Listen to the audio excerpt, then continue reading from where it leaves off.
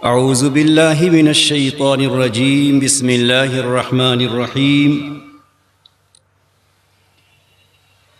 वलाकिन कूनू रब्बानीन बिमा कुन्तुम तुअल्लिमूनल किताब व बिमा कुन्तुम तदरुसून सदक़ल्लाहुल अज़ीम सुब्हान रब्बिक रब्बिल इज़्ज़ति अम्मा यसिफ़ून व सलामुन अलल मुरसलीन वल्हम्दुलिल्लाहि रब्बिल आलमीन। अल्लाहुम्मा सल्लि अला सय्यिदिना मुहम्मद व अला आलि सय्यिदिना मुहम्मद व बारिक व सल्लिम। अल्लाहुम्मा सल्लि अला सय्यिदिना मुहम्मद व अला आलि सय्यिदिना मुहम्मद व बारिक व सल्लिम। अल्लाहुम्मा सल्लि अला सय्यिदिना मुहम्मद व अला आलि सय्यिदिना मुहम्मद व बारिक व सल्लिम।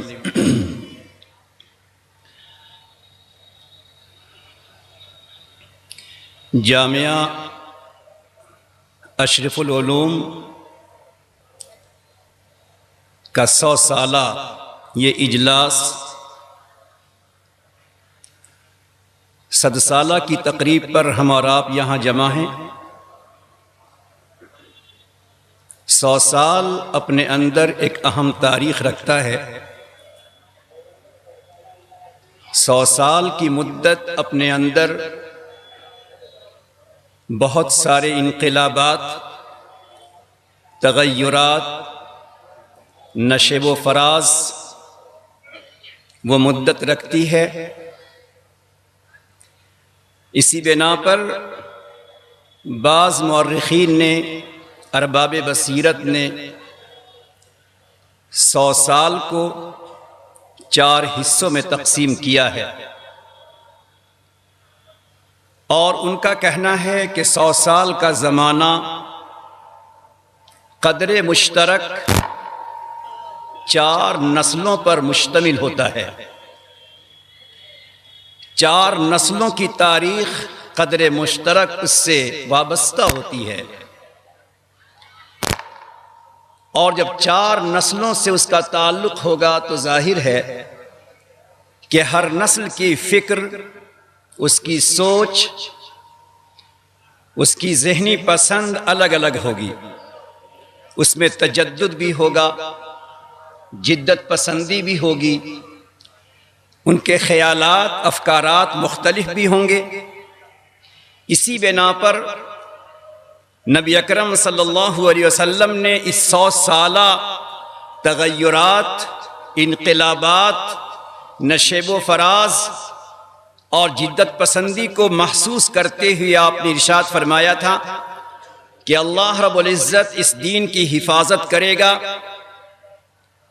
इन्नल्लाह यबअस लिहाज़िल उम्मह अला रअस कुल्लि मिअति सनह मन युजद्दिदु लहा दीना, कि अल्लाह रब्बुल इज़्ज़त 100 साल का ज़माना पूरा होने के बाद किसी न किसी ऐसे शख्स को दुनिया में भेजेगा जिसका काम तजदीदी कारनामे का होगा।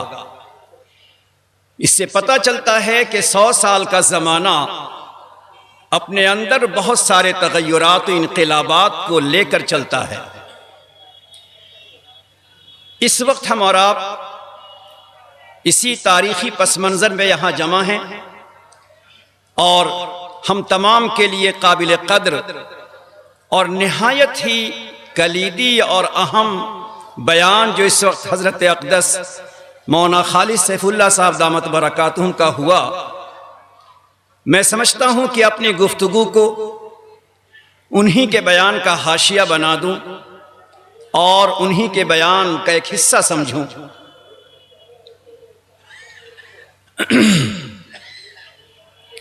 बाज़ अरबाब बसीरत ने कुछ बातें लिखी हैं कि पूरी तारीख पर अगर आप नजर डालें, 1 सदी नहीं बल्कि गुजरी हुई कई सदियों पर अगर आप निगाह डालेंगे और उन सदियों में अगर आप मुख्तलिफ कौमों, मुख्तलिफ तहरीकों, मुख्तलिफ तंजीमों पर अगर आप गौर करेंगे तो पिछली सदियों में बहुत सारी कौमें, तंजीमें, तहरीकें उठी और उठने के बाद वो तरक्की करती रहीं, मगर फिर एक ज़माना आया कि उस कौम का नामो निशान मिट गया, या उस तंजीम का और उस तहरीक का नामो निशान मिट गया। ये 1400 साल जो तारीख हमारे सामने महफूज है, इन चंद सदियों में अगर आप पूरी दुनिया की तारीख पे निगाह डालेंगे और हर सदी का तज्जिया अगर आप करेंगे और सदियों के साथ इलाके और मुल्कों का अगर आप जायजा लेंगे, तो तारीख की शहादत आपके सामने होगी कि इस दुनिया में बहुत सारी कौमें, तंजीमें, तहरीकें और बहुत सारे ऐसे इलाके थे जो अपनी कौमियत के एतबार से, दुनियावी तरक्की के एतबार से अपना एक निशान रखते थे, मगर एक जमाना आया कि उस कौम का नामो निशान दुनिया से मिट गया, उस इलाके से उनका नाम खत्म हो गया, उनकी तारीखी, उनकी कौमी, उनकी मिल्ली चीजें उनसे छिन गई, खत्म हो गई। तो आखिर तारीख पे नजर रखने वाला एक मुअर्रिख इस बात की तह में जाता है और इस बात का जायजा लेता है कि आखिर ये क्या असबाब हैं, ये क्या वजूहात हैं, ये क्या चीजें हैं कि जिसकी बिना पर बहुत सारी कौमें, बहुत सारे इलाके उठते चले गए और फिर बाद में उनका नामो निशान इस तरह मिटा कि उनसे ताल्लुक रखने वालों हसरत के सिवा और कुछ नहीं कह सकते। इसी बिना पर इब्न हजर अस्क़लानी रहमतुल्लाहि अलैह ने हजरत जाबिर बिन अब्दुल्लाह के हवाले से एक बात नकल की है और मुअर्रिखीन ने उसी का हवाला दिया है। वो बात अगरचे सनद के एतबार से बहुत ज्यादा कवी नहीं है, मगर मुअर्रिखीन का कहना है कि अरबातुन क़िवामुद दुनिया, अरबातुन क़िवामुल कौम, चार चीजें ऐसी हैं कि उन चार बुनियादों पर, उन चार चीजों पर कोई भी कौम जिंदा रहती है, किसी भी कौम की तारीख बाकी रहती है, किसी भी कौम का तशख़्ख़ुस और किसी भी कौम की अपनी पहचान जिंदा होती है जिस कौम में चार चीजें हों। और जब वही चार बातें या चार बातों में से कोई एक बात उस कौम से अगर निकल जाए, खत्म हो जाए और कौम उसकी अहमियत को ना समझे, तो रफ्ता रफ्ता कौम का नामो निशान इस रुए जमीन से मिट जाता है। और परवरदिगार का तकवीनी निजाम यह है कि फिर किसी ऐसे को मुसल्लत किया जाता है, ऐसे को मुसल्लत किया जाता है कि फिर उसके नामो निशान को खत्म कर देता है। चार बुनियादी चीजें। सबसे पहली चीज इल्मुल उलमा। जिस कौम में, जिस इलाके में, जिस तबके में उलमा होंगे, और ये वो उलमा कि जिनका इल्म पुख्ता होगा, जिनमें रसूख होगा, वो उलमा जिनमें ईमानी गैरत होगी, वो उलमा जिनमें ईमानी और अमली और इल्मी हमीयत होगी। जिस कौम में ऐसे उलमा हों, जिन उलमा के अंदर हमीयत भी है, जिसमें गैरत भी है, जिस कौम के अंदर उलमा हैं और जिस कौम में पढ़ने पढ़ाने का रिवाज है, हर बड़ा छोटे को पढ़ाने की फिक्र करता है, और जहां पढ़ने पढ़ाने का सिलसिला जारी और बाकी रहता है, ऐसी कौम जिसमें उलमा हो, जिनके इल्म में रसूख हो, जो उलमा अपने नई नस्लों पर मेहनत करते हों, ऐसी कौम कभी मिट नहीं सकती। कोई मिटाना चाहे वो मिट सकता है, मगर ऐसी कौमें कभी मिट नहीं पाती। इल्मुल उलमा ये पहला सरमाया है, ये पहली हिफाजत का जीना है। किसी भी कौम की हिफाजत, किसी भी मिल्लत की हिफाजत के लिए इल्मुल उलमा। नंबर 2 जूदुल अगनिया। जूदुल अगनिया उस कौम, उस इलाका, उस तबका में ऐसे माल वाले, मालो जर रखने वाले, जिनके दिलों में सखावत, ईसार, अपने माल को खर्च करना यतीमों पर, गरीबों पर, मिस्कीनों पर, पढ़ने वालों पर, पढ़ाने वालों पर खर्च करने का जज्बा होगा, जूदुल अगनिया। तो जिस कौम में इल्मुल उलमा भी है, जिस कौम में जूदुल अगनिया भी है, और तीसरे नंबर पे फरमाया अदलुल उमरा, जिस कौम के बड़े, जिस कौम के सरबराह, जिनको अल्लाह ने क़यादत, जिनको अल्लाह ने सरबराही, जिनको अल्लाह ने जिम्मेदारी अता फरमाई है, ऐसे उमरा में, ऐसे हाकिमों में, ऐसे सरपरस्तों में, ऐसे जिम्मेदारों में अदलो इंसाफ का जज्बा होना चाहिए। वो हमेशा हर तबके के साथ, पढ़े लिखों के साथ, बेपढ़ों के साथ, बड़ों के साथ, छोटों के साथ, अपनों के साथ, दूसरों के साथ, जो हाकिम हमेशा अदलो इंसाफ का मामला करता हो, वो अदलो इंसाफ का मामला रखने वाला, जिस कौम में अदलो इंसाफ पूरे तौर पे होगा, जहां जुल्म ना होगा, जहां ज्यादती ना होगी, जहां जोर ना होगा, जहां जुल्म ना होगा, जहां एक दूसरे को दबाने का ख्याल ना होगा, जहां अपनाइयत की बिना पर फैसले नहीं होंगे बल्कि लिल्लाहियत की बिना पर जहां फैसला होगा, तो मुअर्रिखीन और अहले बसीरत फरमाते हैं कि जिस कौम में इल्मुल उलमा भी हो, जिस कौम में जूदुल अगनिया भी हो, जिस कौम में अदलुल उमरा भी हो, वो कौम तबाह नहीं होती। और एक आखिरी बात फरमाया, दुआउल फुकरा, दुआउल फुकरा, उस कौम के अंदर, उस इलाके के अंदर कुछ ऐसे अल्लाह के बंदे हों जो दुर्वेश दिल हों, जिनका दिल दुर्वेशाना हो, जिनके दिल में रिक्कत हो, जिनके दिल में अपने कौम के लिए, इंसानियत के लिए, जमीन के नीचे बसने वाले तमाम इंसानों के लिए, जिसके दिल में एक दर्द हो, एक गम हो, एक फिक्र हो, उनके दिल से सारी कौम के लिए और कौम की नई नस्ल के लिए दुआएं निकलती हों, तो जिस तबके और जिस कौम और जिस इलाके में ऐसे लोगों की दुआएं, दर्दे दिल, उनकी फिक्रें, उनका गम उस कौम, उस तबके इलाके के साथ अगर है, तो अल्लाह रब्बुल इज्जत का ये तकवीनी निजाम है, परवरदिगार का ये तकवीनी निजाम है कि वो कौम कभी तबाह नहीं होती, उस कौम की नस्ल खत्म नहीं होती, उस कौम की जड़ें कभी काटी नहीं जाती है। मेरे दोस्तों, ये चार चीजें जिस कौम में होती हैं, यही चार चीजें उस कौम की बका का जरिया हुआ करती हैं।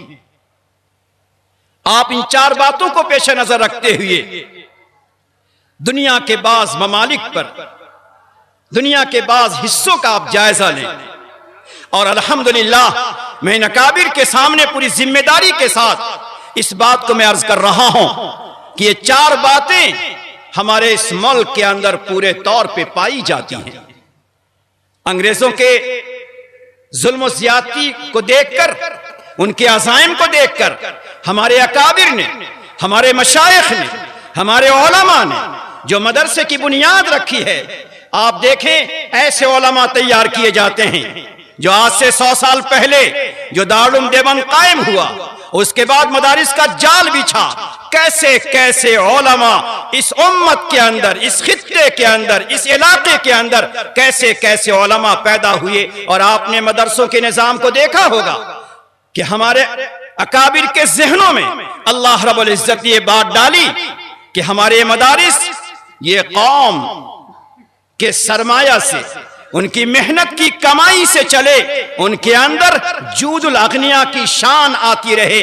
तो हमारे इस मुल्क में अल्हम्दुलिल्लाह इल्मुल उलमा भी है, जूदुल अगनिया भी है, इसके साथ साथ बहुत सारे ऐसे उलमा आपको मिलेंगे, बहुत सारे ऐसे उलमा आपको मिलेंगे जो अहले इल्म भी हैं, जिनको अल्लाह ने रसूख फिल इल्म भी अता फरमाया है, और उसी के साथ वो दर्द दिल भी रखते हैं, वो इनाबत इलाही भी रखते हैं, वो खशियत बारी भी रखते हैं। जहां दिनों में वो अपने बच्चों को किताब पढ़ाते हैं, वहीं रात के आखिरी हिस्सों में मुसल्ले पर बैठकर अल्लाह के सामने वो आंसू बहाते हैं। जिन इदारों में ये चीजें हुआ करती हैं, वो इदारा तारीख साज इदारा बना करता है।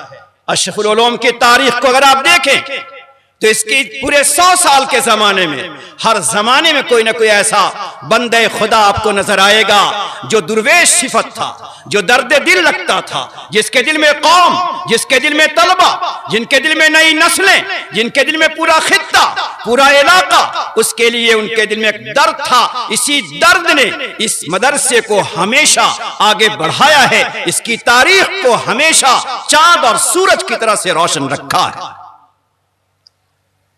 मेरे दोस्तों, ये इल्मुल उलमा की शान में आपको बताता हूं कि जिस कौम और जिस खित्ते में उलमा के इल्म में रसूख होगा और उस इल्म की बुनियाद पर उनमें इल्मी हमीयत और इल्मी गैरत आती है, तो फिर अपने मजहब, इंसानियत, अपनी बका और सारी इंसानियत के सामने वो कभी भी किसी जुल्म, किसी जिहालत, किसी गलत फैसले पर वो कभी सर नहीं झुकाता।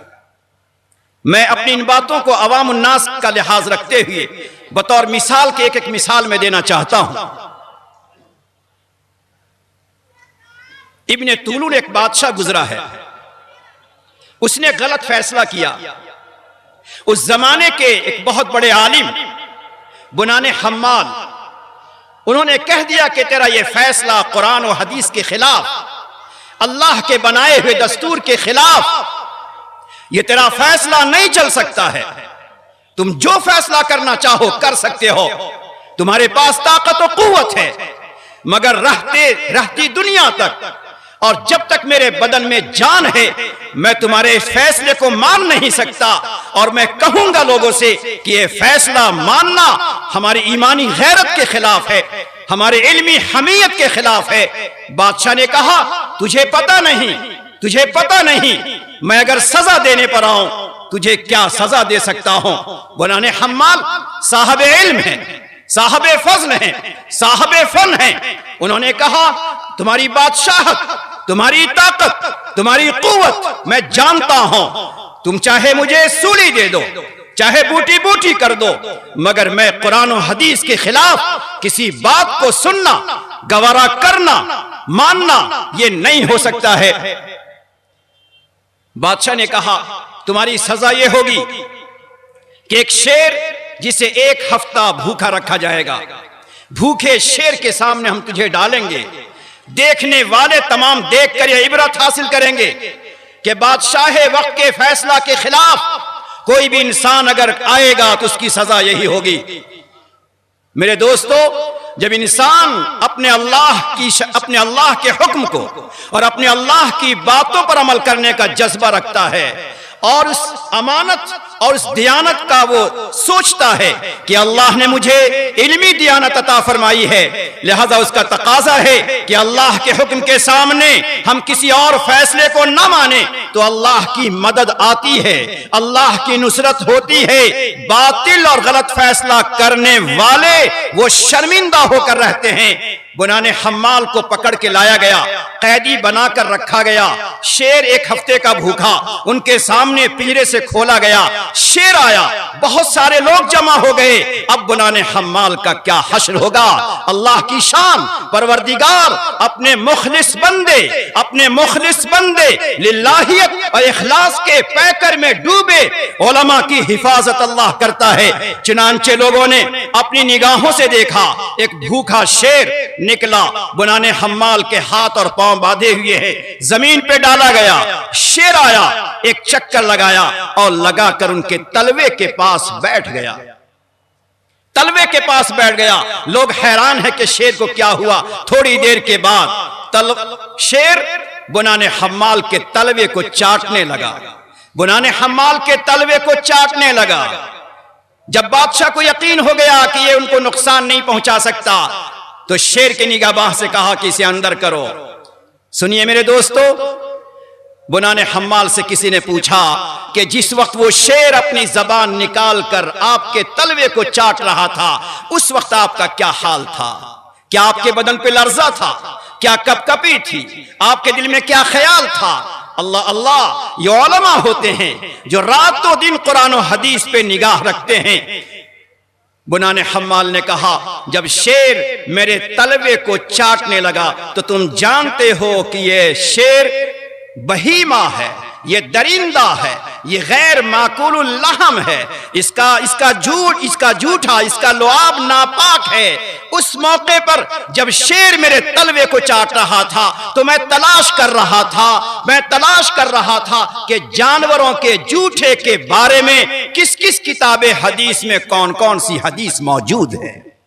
मुझे ख्याल भी नहीं हुआ कि शेर मुझे कोई नुकसान पहुंचा सकता है। मैं अर्ज करना चाहता हूं इस मिसाल के जरिए से कि हर दौर में अल्लाह रब्बुल इज्जत ने इस कौम में ऐसे उलमा को बनाया है और ये उलमा ऐसे ही मदारिस से, ऐसे ही उलमा की सरपरस्ती में रहकर उनके सामने बैठकर उन्हें इल्म को हासिल किया है। तो जिस तबके में, जिस कौम के अंदर उलमा होंगे, पढ़ने पढ़ाने का सिलसिला होगा, उनमें ईमानी गैरत होगी, इल्मी हमीयत होगी, और ये ईमानी गैरत और इल्मी हमीयत हमेशा उससे गलत बातों को तस्लीम करने से रोकती रहेगी। अल्हम्दुलिल्लाह, परवरदिगार का बड़ा एहसान, उसका बड़ा करम है कि आज अल्लाह ताला ने हमें जिस उम्मत में बनाया है, जिस तबके में अल्लाह ने हमें रखा है, जिस खित्ते में अल्लाह ने हमें रखा है, जिस सरजमीन पर अल्लाह ने हमें रखा है, अल्हम्दुलिल्लाह पिछली सदियों में भी ऐसे उलमा थे और आज भी ऐसे उलमा हैं। आइंदा जब भी कोई इस किस्म का कोई गलत फैसला सामने आता है, यही उलमा आगे बढ़कर मौलाना मदनी रहमतुल्लाह अलैह की तारीख को दोहराते हैं, मौलाना कासिम नानोतवी की तारीख को दोहराते हैं, मौलाना हिफ्जुर रहमान सिवहारवी की तारीख को दोहराते हैं। तो मैं अर्ज कर रहा था कि किसी कौम की बका, किसी कौम की हिफाजत के लिए बुनियादी चीज है इल्मुल उलमा। दूसरे नंबर पे जूदुल अगनिया, जिसका ताल्लुक ज्यादातर अवाम से है। जिस कौम में यह जज्बा होगा, जिस कौम के अंदर यह शौक होगा, जिस कौम की यह तमन्ना होगी कि हमारी कमाई का, हमारी दौलत का, हमारी सरवत का कुछ हिस्सा मेरे ऊपर भी लगे और कुछ हिस्सा इंसानियत के नाम पे खर्च हो, कुछ हिस्सा अल्लाह के बंदों के नाम पे खर्च हो, कुछ हिस्सा कमजोरों पर, बेकसों पर, बेसहारा पर, मिस्कीनों पर, गरीबों पर, उलमा पर, तलबा पर, मदारिस पर, मसाजिद पर, मकातिब पर और दूसरी कौमों पर भी मेरा कुछ हिस्सा खर्च हो जाए। जिस कौम के अंदर यह जज्बा होगा, अल्लाह रब्बुल इज्जत इस जज्बे की बुनियाद पर कभी उसको नाकाम नहीं करेंगे, कभी उसके नामो निशान को नहीं मिटाएंगे। हमने एक लफ्ज इस्तेमाल किया है, दूसरी कौम।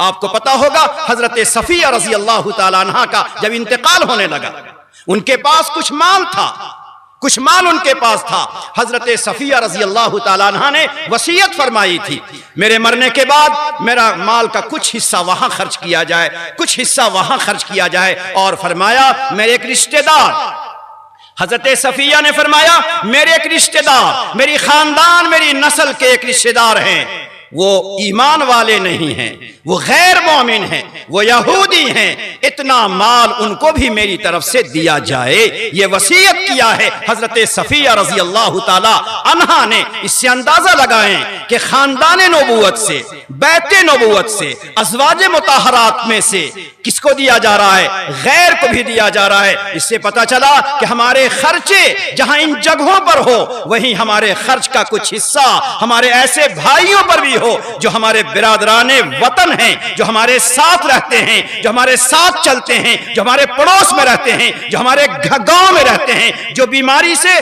सिसक रहे हैं, जो बीमारी से तड़प रहे हैं, जिनके बदन पर ठंडी के जमाने में कपड़े नहीं हैं। जरा हमारे अंदर यह जज्बा भी होना चाहिए कि जिस तरह हमारे बदन पर, हमारे खानदान के बदन पर, हमारे अपनों के बदन पर ये कपड़े हैं, ये खाने पीने की चीजें हैं, वही उसी तरह से बिरादराने वतन के लिए भी हमारे माल का कुछ हिस्सा लगना चाहिए। जिस कौम में यह जज्बा होगा कि अपनों पर भी, गैरों पर भी, दूसरों पर भी माल खर्च करेगा, अल्लाह रब्बुल इज्जत उसके माल के खर्च करने को कबूल करके उस कौम को जिंदा रखते हैं। मैं इसको एक मिसाल से समझाता हूं मेरे दोस्तों, कितना ज्यादा आपका थोड़ा सा कौम के नाम पे खर्च किया हुआ, किसी गरीब के नाम पे खर्च किया हुआ, किसी बेकस और बेसहारा के नाम पे खर्च किया हुआ परवरदिगार को कितना पसंद है। मैं आपकी मुनासबत से एक मिसाल से इसको समझाना चाहता हूं।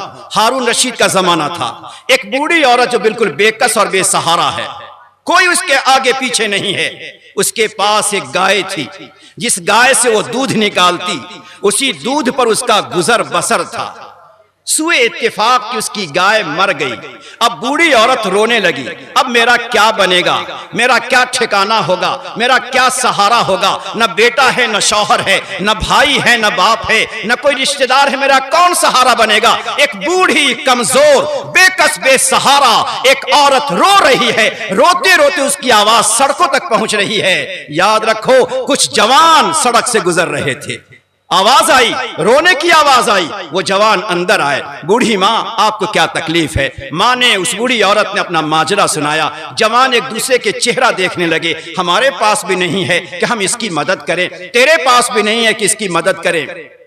उन्होंने सोचा कि नहीं, अगर हम कुछ नहीं कर सकते हैं, बेकस बेसहारा के लिए हम कुछ नहीं कर सकते, तो कम से कम हमें कोई और रास्ता तो दिखाना चाहिए।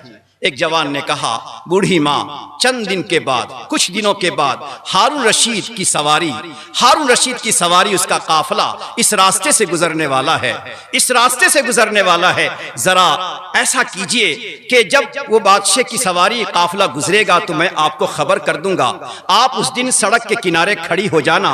जब बादशाह की सवारी आएगी, आप हाथ का इशारा करना। बादशाह बहुत ही समझदार है, वो आपको बुलाएगा।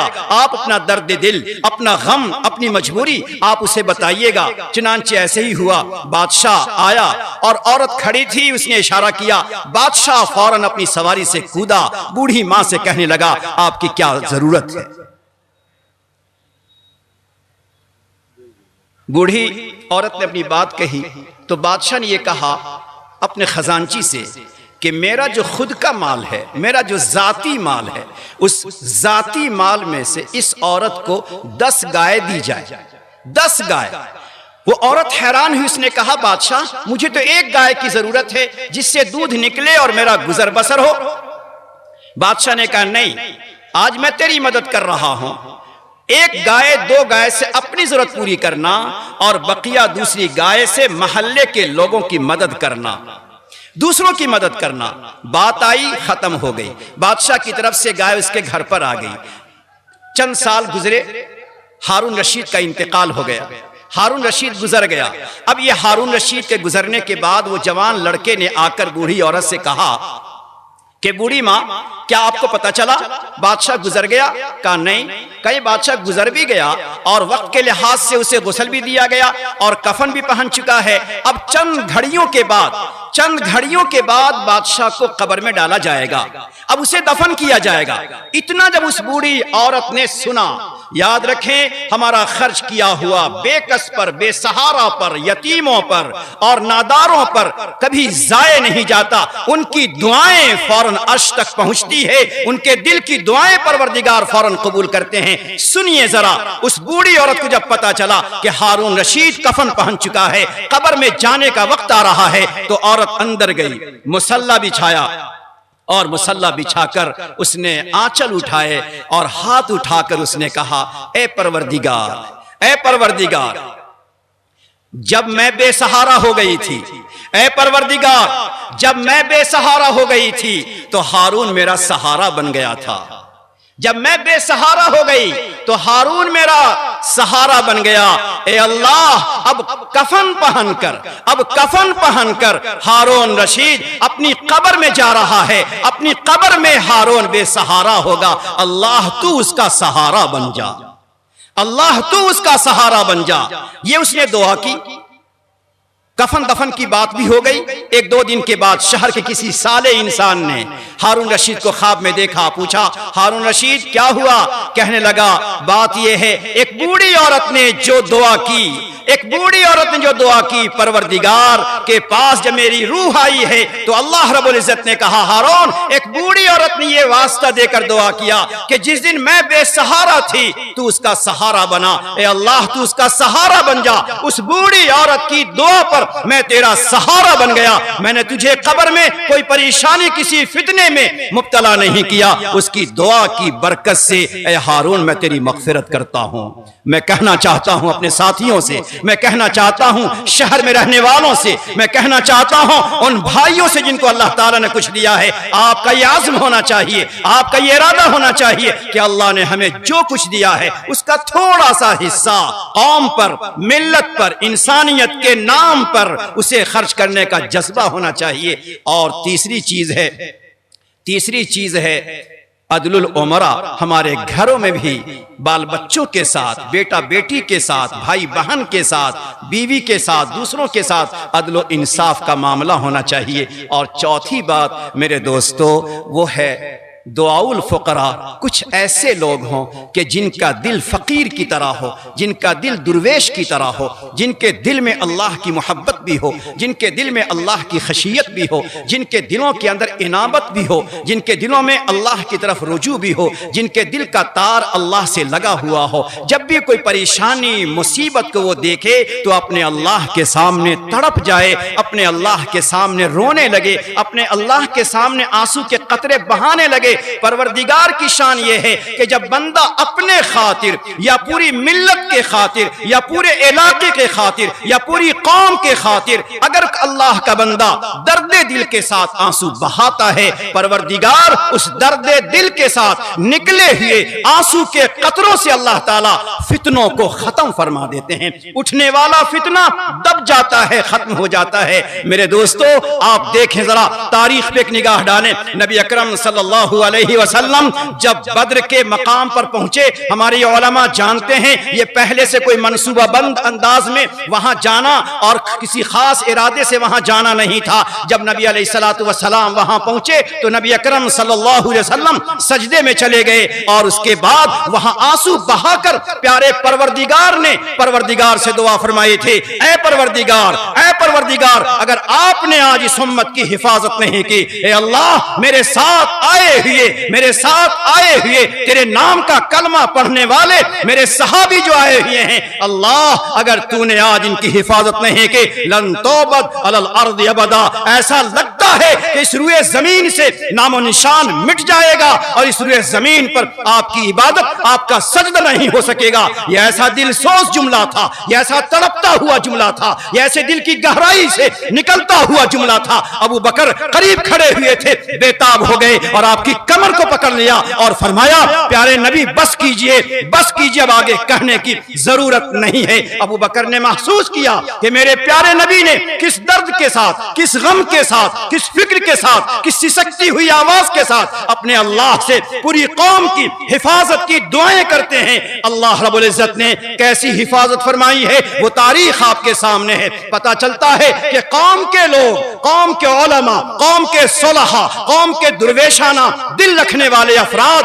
अगर कौम के लिए दुआएं करते हैं, परवरदिगार उनकी दुआओं की बरकत से पूरी कौम की हिफाजत करते हैं। सलाहुद्दीन अय्यूबी रहमतुल्लाहि अलैह के हालात को देखें कि जब बैतुल मुक़द्दस और मस्जिद अक़सा का मामला था, उनके जमाने में उनका मामला था, उनको अंदेशा था, उनको खतरा हुआ, उनको खबरें मिली कि हमारे पास कुछ नहीं है और सामने बहुत कुछ है और बहुत कुछ आ भी रहा है। तो वहां पे सलाहुद्दीन अय्यूबी रहमतुल्लाहि अलैह सजदे में गए और जाने के बाद दुआएं की, ऐ परवरदिगार एक आफत आने वाली है, एक मुसीबत आने वाली है, एक परेशानी आने वाली है, अल्लाह तो है उस परेशानी को हल कर सकता है।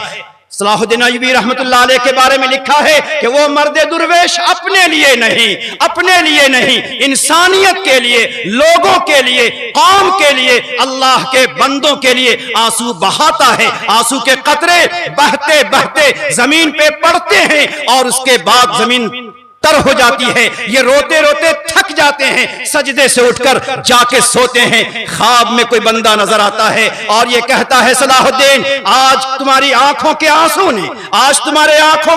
ने दुश्मनों को डुबो दिया है, दुश्मनों को खत्म कर दिया है। तुम्हारे आंसू ने तुम्हारी पूरी कौम की हिफाजत का जरिया बना दिया है। मेरे दोस्तों मैं कहना चाहता हूं इन दोनों वाकयात से रखते हुए कि जहां हम उलमा हैं, जहां हम सुलहा हैं, जहां हम अवाम हैं, जहां आज हमारा इल्म की निस्बत पर, मदारिस की निस्बत पर, खुदा की निस्बत पर यहां आए हैं, अगर हमारा आने इस इस सदी को देखें, इस सदी को देखें, जमाने को देखें, तो हर 2-4 महीनों के बाद, हर 2-4 महीनों के बाद कोई ऐसा वाकया, कोई ऐसी खबर आती है जिससे दिल दहल जाता है। कभी किसी और इलाके में, किसी और खित्ते में, किसी और मुल्कों के अंदर कोई ऐसी खबरें हमें सुनने में आती है, अल्लाह अल्लाह के हमारा दिल दहल जाता है, आपके रोंगटे खड़े हो जाते हैं, आप सोचने पर मजबूर होते हैं, अल्लाह अल्लाह ये आसमान के नीचे क्या हो रहा है। अल्लाहुम्मा ला तुसल्लित अलैना मन ला यरहमुना बिज़ुनूबिना। ऐसा लगता है कि अल्लाह हमारे गुनाहों की बिना पर किसी जालिम को, किसी जाबिर को मुसल्लत कर देता है। कभी किसी और मुल्क में कुछ हो रहा है, आज मुल्क शाम में कुछ हो रहा है। मेरे दोस्तों, मैं कहना चाहता हूं कि मुल्क शाम जो अंबिया की सरजमीन है, जो नबियों की सरजमीन है, जो हजरत यूसुफ की सरजमीन है, जो हजरत याकूब की सरजमीन है, जो हजरत इब्राहिम की सरजमीन है, जो हजरत इस्माइल की सरजमीन है, बाज लोगों ने लिखा 70,000 अंबियाए किराम मुल्के शाम में तशरीफ लाए, जिसका चप्पा चप्पा नबियों के सजदों से, जिसका चप्पा चप्पा नबियों के कदमों से, जिसका चप्पा चप्पा नबी के दिन रात से मामूर था। आज उसी सरजमीन पर जो कुछ हो रहा है, जो कुछ हम सुनते हैं, जो कुछ हम अपने आंखों से तस्वीरें देखते हैं, मैं कहना चाहता हूं अपने सामने बैठे हुए अपने दोस्तों से, क्या अब ये जमाना नहीं आ गया?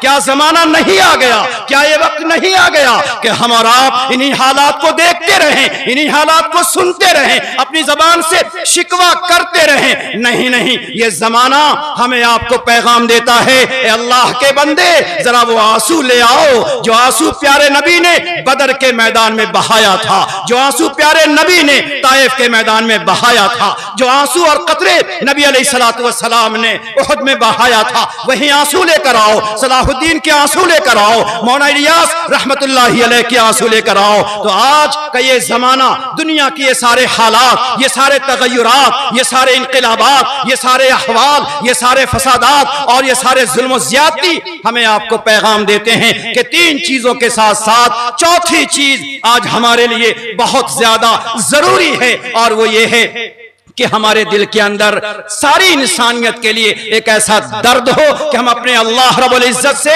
दुआएं करें, आंसू के कतरे बहाएं। ए अल्लाह, हमारे गुनाह तो बहुत ज्यादा, हमारी नाफरमानी तो बहुत ज्यादा, हमारी गफलत तो बहुत ज्यादा।